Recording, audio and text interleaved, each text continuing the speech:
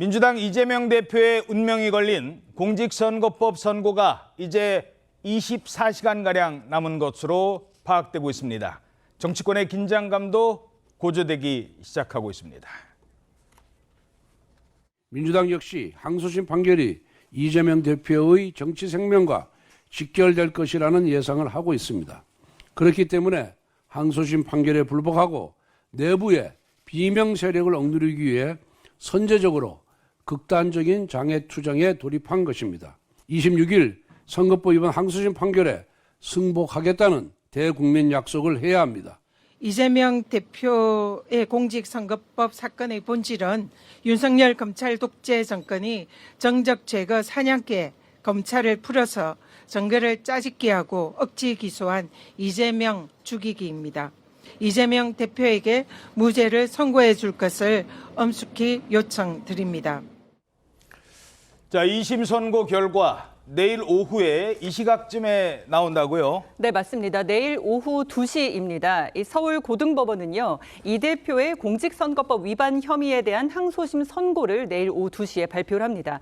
선거법 위반 사건은 이 대표가 지난 20대 대통령 선거 과정에서 있었던 방송사 인터뷰와 국정감사 등에서 대장동 백현동 개발 사업 관련 의혹에 대해서 이제 허위 사실을 공표했다, 이런 내용인데요. 1심 재판부는 언론사 인터뷰 가운데 이 해외 출장 중에 대장동 개발 실무자인 고 김문기 처장과 골프를 치지 않았다라고 발언한 이 대표의 발언을 허위로 봤고요. 또 경기도 국정감사장에 나와서 국토부가 협박해서 백현동 용도를 이제 변경했다, 이렇게 말한 부분도 허위로 봤습니다. 이에 따라 1심 재판부는 지난해 11월에 이제 당선 무효형에 해당하는 징역 1년과 집행유예 2년을 선고했고, 만약에 항소심을 거쳐서 대법원에서도 형이 확정될 경우에요, 이 대표는 의원직을 상실함은 물론이고 10년간 피선거권이 박탈돼서 대통령 선거에도 출마할 수가 없게 됩니다. 내일 선고가 2심이기는 한데 이 벌금 100만 원 이상의 이 피선거권 박탈형이 다시 나온다면 이 대표가 이제 조기 대선 출마를 포함한 향후 정치 생명에 타격을 입을 수도 있는 상황입니다. 정치권의 후폭풍이 예고되고 있는 이재명 대표의 그 문제의 발언 다시 한번 들어보시겠습니다. 국토부가 요청해서 한 일이고 저희가 응할 수밖에 없는 그런 상황입니다.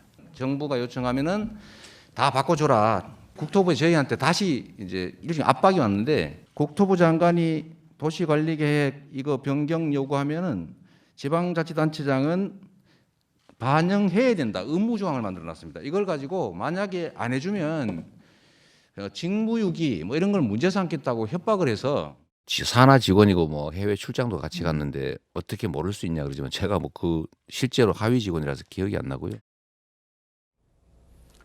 자, 그렇다면 재판부의 판단 2심에서 뒤집힐 가능성 어떻게 보십니까? 현재로서는 사실 지금까지 진행된 재판 경과만 보자면은 뭐 아주 크지는 않다고 보입니다. 왜냐하면 2심 같은 경우에는 1심에 비해서 상대적으로 기간이 한 2달 정도 굉장히 짧았습니다. 예. 그리고 2심 동안 진행된 재판도 1심에서 증인을 한 50명 가까이 불렀기 때문에 2심에서는 양형 증인으로 검찰 측 그리고 이 대표 측 1명, 뭐 한 3명 정도만 그렇게 진행이 됐거든요. 추가 증인도 많지는 않았군요. 맞습니다. 양형 증인이라는 거는 말 그대로 이거 사실관계하고는 별도로, 유무죄 판단하고는 별도로 양형에 대한 측면을 다투기 위한 그런 증인이라서 뭐 이렇게 본다 그러면은 양형이 깎여지는 거 외에는 뭐 이 대표 측에서도 아주 뭐 크게 뭐 기대는 안 한 게 아닐까, 그런 뭐 분석도 법조계에서는 있긴 했습니다. 다만 이제 이 사실관계도 그대로 둔 상태에서 혹시 재판부가 법리적인 부분에서 판단을 달리해서 또 판단을 달리할 가능성도 뭐 배제할 수는 없는 상황입니다.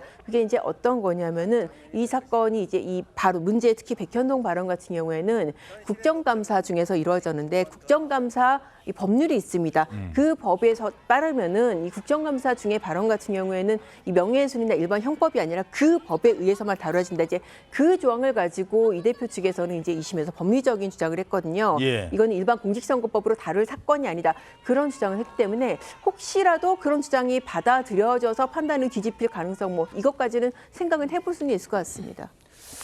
자, 물론 1심에서 징역형을 선고받은 이재명 대표는 수긍하기 어렵다는 입장입니다. 오늘의 이 장면도 대한민국 현대사의 한 장면이 될 것입니다.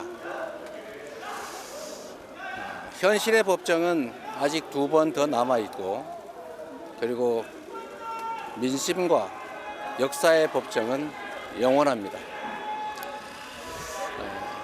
항소하게 될 것입니다. 기본적인 사실 인정부터 도저히 수긍하기 어려운 그런 결론입니다.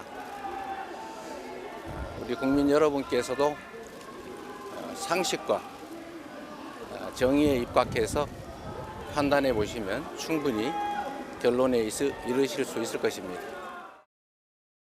자, 내일 선고인데 이재명 대표 오늘은 어떤 모습이었습니까? 네, 이 대표는 오늘 오전에 서울중앙지법에서 열린 대장동, 위례, 백현동, 성남 FC 사건 1심 공판에 출석했습니다.